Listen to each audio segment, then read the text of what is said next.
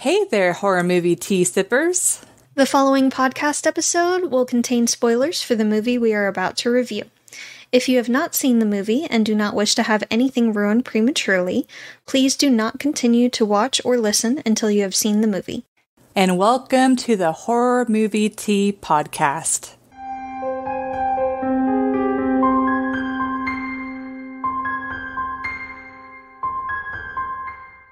Today we are covering yet again another listener request by Gopher Unboxing, and we are covering Rocky Horror Picture Show, the classic. Yay! Cult classic. Right before Halloween, well, October. But before we go into the review, let's grab our cups and talk about tea. So today I am drinking the Zest Tea Cinnamon Apple, and so far, it smells like a Red Hot, for those who don't like that. So we'll see how it tastes. And I am drinking the Republic of Tea High Calf Teas Breakfast Black. It's got black tea, green tea extract, and chicory. For our tea sippers out there, just brew a cup of tea, sit back, relax, and we hope you enjoy the review. I would imagine the majority of people, if you haven't watched the movie, you at least know about the movie. But for anyone who is not familiar, it's about a couple whose car breaks down in the middle of nowhere. Newly engaged. Yes. I mean, they're still a couple, though. You're a couple whether or not you're engaged. It was an important plot point, but continue. Okay.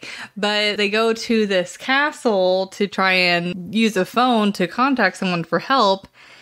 And they don't really get what they bargained for. And the movie just spirals into chaos from there. For entertainment, I will say, whenever I watched this movie as a teenager, it was really my first introduction to that part of sexuality. And so whenever I first watched it, I think my mind was still wrapping around being so open about sexuality and being so unrestrictive with yourself and stuff like that. So at the time I didn't really like it, but now that I've watched it a few times and I understand like the importance, especially with our culture nowadays and how much more open we are, I would personally give this one an 8. And the reason being is it's a movie that believes in being itself, and it's all out there. It's very memorable. The songs are catchy. The characters stand out very well. Like, they're very memorable. I also feel like it's a good coming-of-age movie where it's like a teenager, depending on how strict your parents are, will like let you watch it. And then that's kind of like your introduction to like adult sexuality. And you're like, whoa, like, like what's happening here? And it kind of like opens up the doors to like what sexuality is or what it could be for you and stuff like that. So I think it's pretty cool that way. I did not know this, but apparently it is based off of a musical. So the movie came out in 1975, but the musical came out in 1973, and the musical was called The Rocky Horror Show instead of Picture Show. Haha, because film. And and then Clever. Yes, and of course, Tim Curry just makes the movie. I don't think I've ever seen him in another role where he is that out there, that into the role. I mean, he is freaking amazing. But yeah, it's like, I have nothing but good things to say about this movie. The only caveat is some of the terms used in the movie aren't really considered accepted today. We have a lot better terms that we use now, but it was the 70s. It was quite a while ago. Times have definitely evolved for the better. For the most part. Yeah, as far as embracing sexuality. Yeah, for the most part. But yeah, I think it's a really good movie. It's definitely not a movie for everybody, but it's like, if you like really weird, wacky movies, or you really like movies that explore the spectrum of human sexuality, I think it's a good movie. And of course, you know, not only is it exploring the spectrum of sexuality, but it's also exploring the spectrum of horror. Like, it's actually even though horror's in the name, you don't really think of it immediately as a horror movie, but rewatching it now, I'm like, oh yeah, it's definitely a horror movie. Well, yeah, it was actually made as kind of a parody of a lot of horror tropes and horror B-movies and things. So you actually do, if you're paying attention, you can definitely see a lot of that in there. Yeah, so there's a lot of layers to this film. It's not just let's represent horror. No, it's like, let's represent this, let's represent this, let's represent this. And so it's much representation. Yes.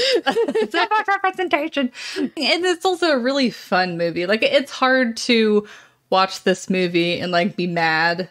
I don't know. It's just one of those like feel good. It's just a movie that it's very unique. Yeah, it's very unique. Like we said, it's definitely not for everybody, but if you are very open-minded, I think this is a very fun movie. If you haven't watched it already, you should give it a shot. This is not for those that are easily offended at all. It's not for kids. Please don't have your children watch this. Yeah.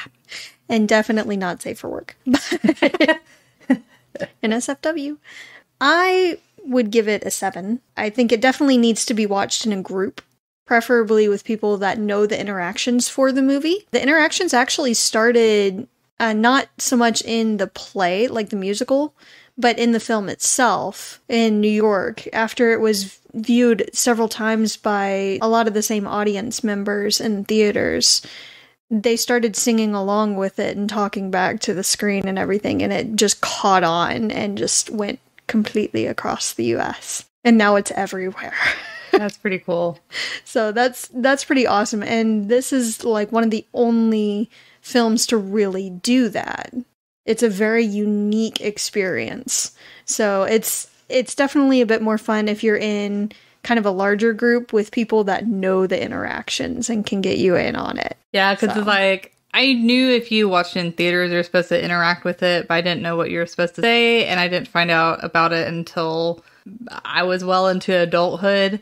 So it's kind of funny because whenever we started watching the movie, Jess is over here like saying what you're saying to the screen, and I'm like, I have no idea what to say. So I'm just watching the movie like normal. It brings it down a little bit. Being a boring little Susan, awkward. is that what they say? Yeah, it's a little awkward when you're the only one in the room doing the thing. So just yelling a-hole and slut at the screen. And I'm just silently like, this is nice. So, yeah, watch it in a group with people that know what they're doing. It does feel to me like it goes on just a bit too long, personally. By the end of it, I'm like, okay, let's wrap it up, can we? I honestly think it's because it was originally a musical, because musicals are kind of notorious for being a little bit too long. They can be, but they also typically have intermissions. Yeah. And I did, at one point, watch this, like, in kind of a theater setting. It was during a convention. And there was actually a shadow cast acting out the different things and stuff. It was great. It was awesome. That's cool. Yeah, and they did have an intermission, and people were interacting during the intermission, and they were, like, the shadow cast was reminding each other, okay, this is coming up, this is coming up. They were getting, like, props and stuff ready. So it was really cool. And it keeps you hyped up for it. But when you're watching the movie, it's such high energy from start to finish that by the end, you're like exhausted and ready for it to be done. So that's fair. By that point, you're like, okay, let's go. It's like the cast, they either had a lot of coffee or they had something else in their system that, like, it was kept the them 70s. Pumped up through the whole movie, because I don't have that type of energy. I admire their professionalism and their energy. God, Tim Curry was just amazing in this. I know he doesn't really care for it. He's better now, but though. It was so good. It was so, so good. And he has just such an iconic voice. Like, whenever I hear it in other films and everything, I'm just like, it's Tim Curry. Well, and like the other films I've seen him in, whenever he's like sung, I've always been like, oh, he's just got one of those really unique voices, but he's not necessarily like a good singer. But then like in this movie, I love it. You get to actually hear like his vocal range and his power, and he actually is a good singer. He is. Well, you also hear it in Ferngully. Yeah, see, it's like... I love that song. It's like I like that song, but as far as like a vocal like show of your voice, it's like it kind of makes him sound okay. Like I mean, he sounds good because it's Tim Curry. I really liked it. This does show more of his range, though, for sure. Yeah, for sure. But there is a lot of calls to original horror stories and B movies and things like that. There's the mad scientist. There's, car breaking down when it's storming and they find a castle out of nowhere with a light on. They go ask for help. There's Frankenstein. There's a reference to King Kong. There's Igor. I mean, like it's literally Frankenstein. Yeah. Igor, yeah. So there's all these different things. Slasher, when the mad scientist goes and kills Eddie. So there's all these different things, and there's a lot of innocence lost in this movie from the audience and the cast. At many different levels. So it's a very interesting movie. It's very, very outlandish. Very outlandish. It is a movie in and of itself. It's hard to put it in a particular category, but it really, really pushed the envelope for this time, especially when it came out. I feel like even nowadays, I mean, it still kind of does. Yeah, definitely not to the extent as it did back in the 70s, but I feel like in a way, movies like this help bring minority groups more to light, and, down the line helps the minority groups get more accepted. Yes. So even though the terminology and even the representation to an extent is dated, I still think, since it's, at least in my mind, the characters in it are in a fairly positive light, so I think it has had a positive impact for the most part. Yeah. They had actually planned a sequel. I was reading up on it after the movie when you were getting ready. They had planned a sequel, but it kind of fell through because they couldn't get some of the cast back.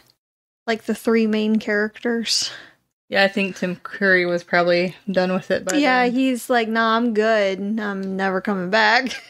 Yeah, comment down below. So from what I could gather, the reason why Tim Curry was avoiding talk about that movie afterwards was because there were some overzealous fans. I don't know if they did something that like scared him, or they were just like too weird for him, or what happened. But if you know the reason why he avoided talking about that movie for such a long time, like apparently even he like gained weight and just really plain just so that way he could very much separate himself from that movie, which is sad because he did such a great job and it's such an iconic movie.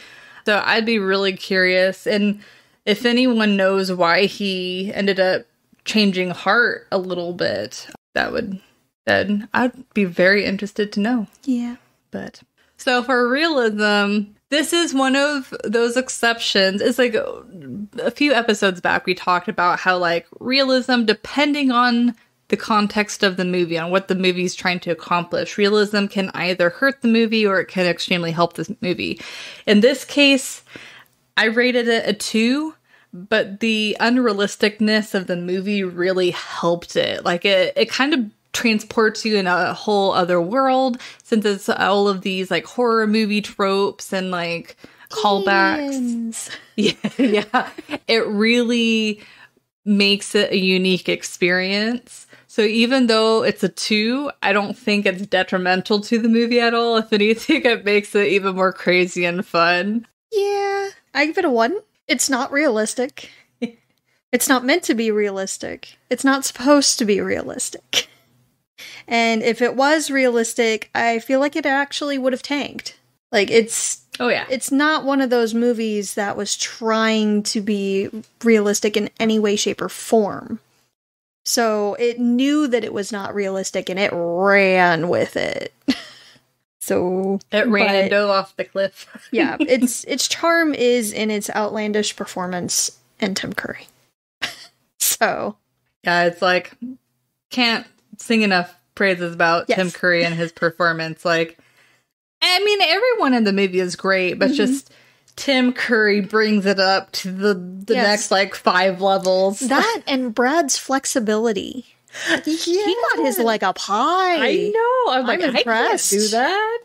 No, we were watching, especially on like the kick line, and like, all right, he's getting his leg up higher than anyone up there. And then we're like commenting on like how good Tim Curry's like legs are. Yeah. I'm like, man, I will need some legs like that. Right?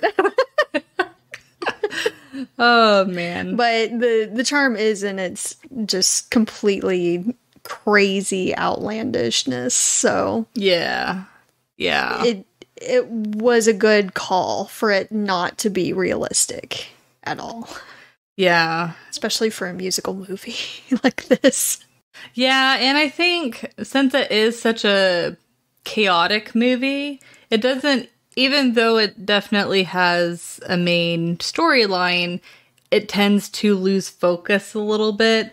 So I think it is one of those movies that you have to watch it a couple of times to catch everything. Oh, yeah. And even after watching it a few times, I still find myself a little bit confused by the end. I definitely do too. But I don't know. It's almost like a hangover night in some crazy place like Vegas or New York. Yeah, you're just like, what the F happened? Yeah, it's like after the movie's over, you're like, did I just have a fever dream? Like, what the hell? Yeah.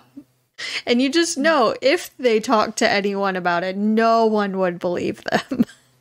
Yeah. So I tried my tea for the first time. Yeah, it was really hot when we first started. And the cinnamon isn't as strong as I thought it would be. So it's like whenever I smell it, I smell more cinnamon. But whenever I drink it, I taste more apple. So that's kind of interesting. That is really nice. It's not, at least so far, it could be maybe I need to have like a smaller cup of tea so that way the bag's more concentrated.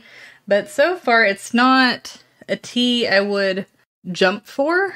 But especially for like fall here in, well, I guess around the corner, if not here already. I don't remember when fall starts. I think we're in spoopy season. Okay. Anytime from like August on is spoopy season.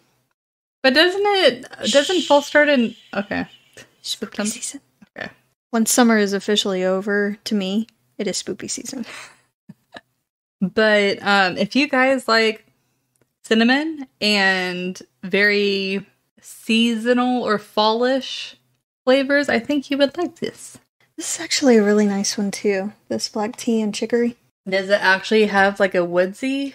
It's very, very muted, but yes, a little bit. And it actually kind of mellows out the harshness of the black tea.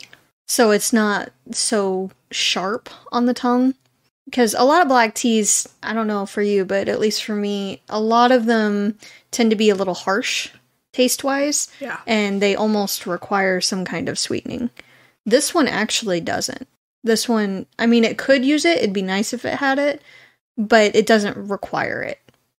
It's a mellow enough flavor that it's really smooth. Mm-hmm. But you can still feel the power of the power. It would be a good one for like work mornings, a get up and go kind of tea. Cute. And then like I forgot how much. Okay, so this one has 110 milligrams of caffeine. So a little bit lower than most of the zesty And then ones. this one's 155. Yeah. Yeah, it's a little lower than most of the zest teas that we've seen. Yeah, because I know the zest teas will add the caffeine extract. But this one has green tea extract. So that probably explains why it's still more caffeinated than a lot of teas, but it's not quite as caffeinated because they have the green tea extract. Okay.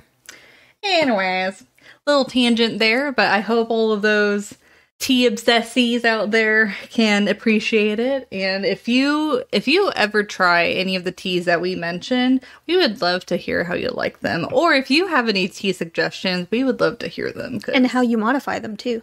Yes. How do you take your tea? Yes. But anyways, I think that this is a pretty good movie. It's a unique movie. It's a good movie where it's like you're late teens, early adult, and you just need to open your eyes to the world out there if you were sheltered like I was. But anyways. I watched it with a bunch of weirdos in high school. Yep. It's definitely a memorable experience. Yep, for sure. But thank you guys for joining us today, and please comment on what you guys thought of the movie. If you'd like to recommend a movie, or you would like to keep up to date with their content, you can find us on YouTube, Twitter, Instagram, Facebook, and most places you listen to podcasts. And if you'd like to share or support our podcast, please subscribe and share our content. This Saturday, we do have our live stream, and we'll be playing at dead of night. Again, Yay. Hopefully we make more progress. Hopefully we beat the game this time. Hoping.